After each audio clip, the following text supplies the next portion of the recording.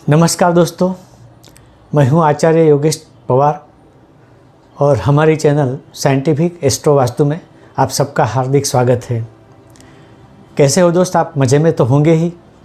और अगर कुछ प्रॉब्लम है तो ज्योतिष इसी काम के लिए है। आप हमें कंसल्ट कर सकते हैं। अगर कोई प्रॉब्लम है तो सॉल्यूशन हम ज़रूर बताएंगे।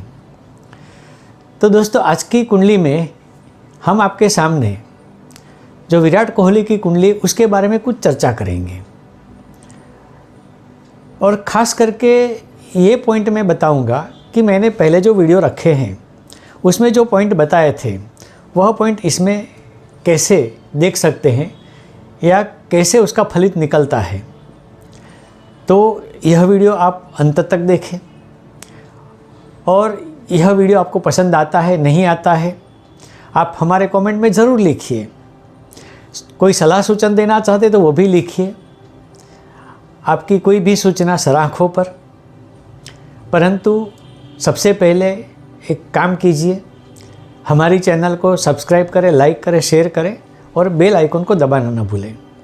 और हम ये चाहते हैं कि जितनी हो सके आप ज़्यादा में ज़्यादा शेयर करें।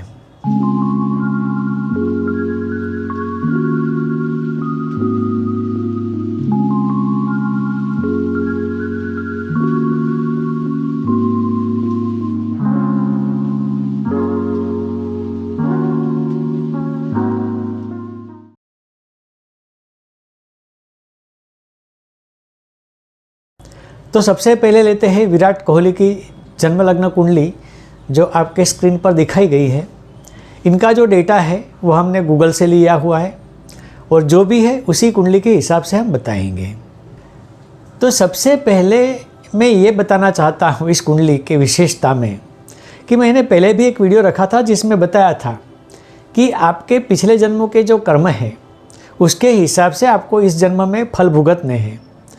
और स्पेसिफिकली लंबा न खींचते हुए बताना चाहता हूँ कि अगर भाग्य में केतु आता है और तीसरे स्थान में राहु आता है तो इस कुंडली का भाग्य अपने आप ही ऊंचा हो जाता है। क्योंकि अगर केतु भाग्य में है तो पिछले जन्मों के अच्छे कर्मों का फल इन्हें इस जन्म में भुगतना है। तो इनकी ज़िंदगी पहले से ही अच्छी थी। खास करके इनके 10वें स्थान में शुक्र चंद्र की युति है और इसके बारे में भी मैंने वीडियो रखा था पहले और वो कहा था कि जिसकी भी कुंडली में चंद्र और शुक्र की युति होती है उनकी ज़िंदगी यारो खुशहाल होती है। इनको जो क्रिकेट में आना था, इनके पिताजी ने भी इनको सपोर्ट किया। बचपन से क्रिकेट का शौक़ था, आए, कोचिंग लिया, खेले। उस समय मैं नहीं पढ़ना चाहता कि ये तो सारे लोगों को मालूम है। लेकिन एक दूसरी बात बताना चाहता हूँ कि इन्होंने जो लव मैरिज किया है तो उसके लिए भी ग्रह में हमें देखना है। तो सबसे पहले तो इनके 10वें स्थान में शुक्र और चंद्र की युति है और ये बुध का स्थान है, कन्या राशि का। बुध 7वें स्थान का भी मालिक है, यानी कहीं ना कहीं 7वां स्थान भी इससे जुड़ा हुआ है। और ख़ास करके प्रणय का जो स्थान है उसके अधिपति है मंगल। मंगल 4थे स्थान में बैठते हैं और 4थे स्थान से 7वें स्थान पर दृष्टि करते हैं।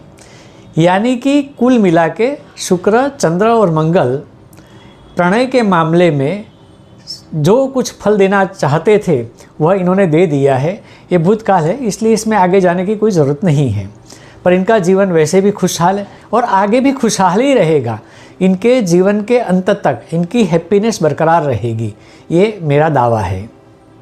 अब खास करके यहाँ जो विश्लेषण पर भार देना चाहता हूँ वह विश्लेषण ये है कि इनके लाइफ में थोड़ा सा समय जो आया है बीच में वो इतना अच्छा नहीं रहा। अब क्यों अच्छा नहीं रहा? क्योंकि कहीं ना कहीं ग्रह भी इसमें सम्मिलित होते हैं।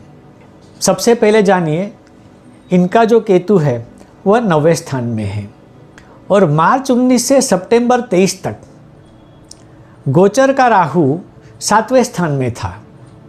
यानी कि 7वें और 9वें स्थान के बीच में आ गया था स्थान 8वां, जो कि प्राप्ति का स्थान है और यह था बंधन योग।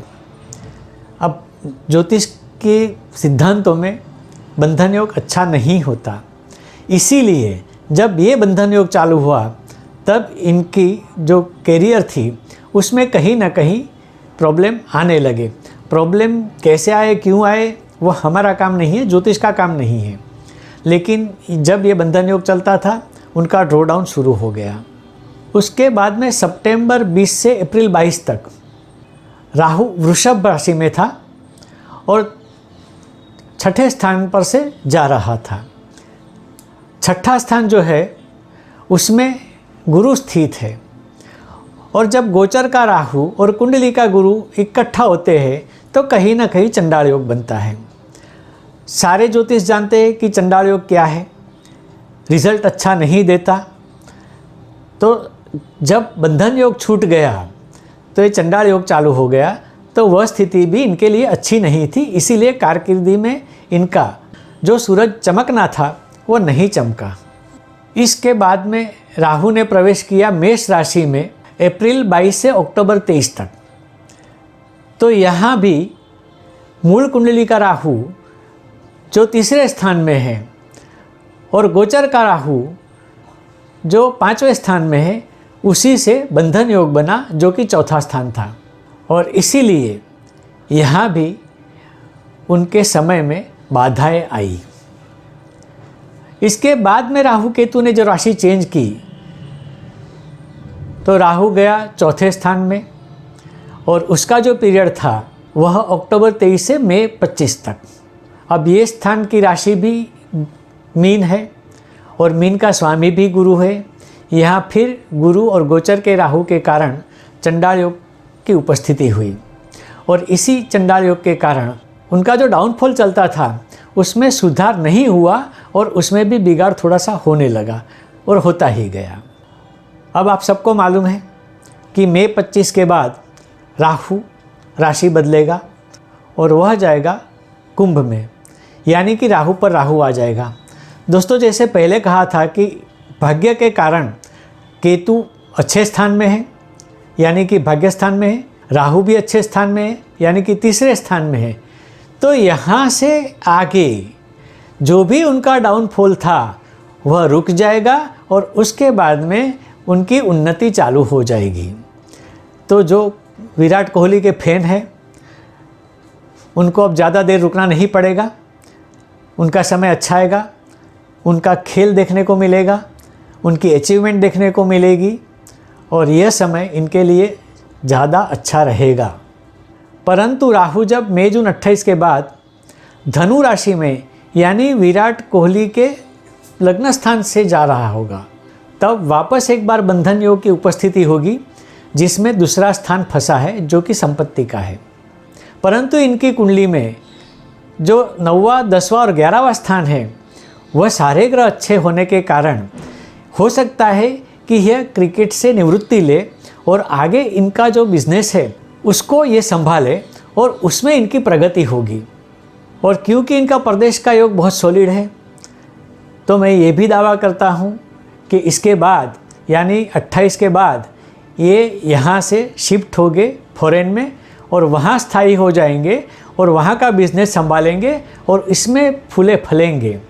यानी अब इनके जीवन में ड्रॉ डाउन आना मुश्किल है। तो मैंने जो कुंडली का विश्लेषण किया उसमें सबसे पहले तो मैंने जो दिए गए थे सिद्धांत उसका प्रतिपादन किया। आगे आने वाला समय क्यों और कैसे अच्छा होगा उसका भी विश्लेषण किया। तो आशा करता हूँ आपको वीडियो ज़रूर पसंद आया होगा। इसीलिए फिर एक बार आप हमारी चैनल को सब्सक्राइब करें, लाइक करें, शेयर करें और बेल आइकन को दबाना ना भूलें। तो दोस्तों, आज के वीडियो में बस इतना ही। दोस्तों, अगर आप हमसे कोई कंसल्टेशन करवाना चाहते हैं या परामर्श लेना चाहते हैं तो मेरे दिए गए व्हाट्सएप नंबर पर आप मुझे व्हाट्सएप या फ़ोन से कांटेक्ट कर सकते हैं। एक चीज़ मैं यहाँ बताना चाहता हूँ कि हम जो भी बताएंगे वह ज्योतिष के शास्त्रों के आधार पर, सिद्धांत पर होगा और वह सही और सटीक होगा, क्योंकि हमने भी ज्योतिष के सारे शास्त्रों का पूर्ण अध्ययन किया है।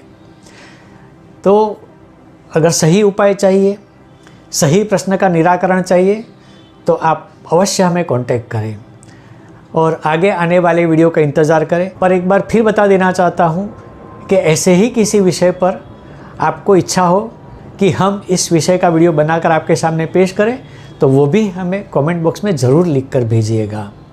तो आगे आने वाले वीडियो का इंतज़ार करें। तब तक के लिए नमस्कार।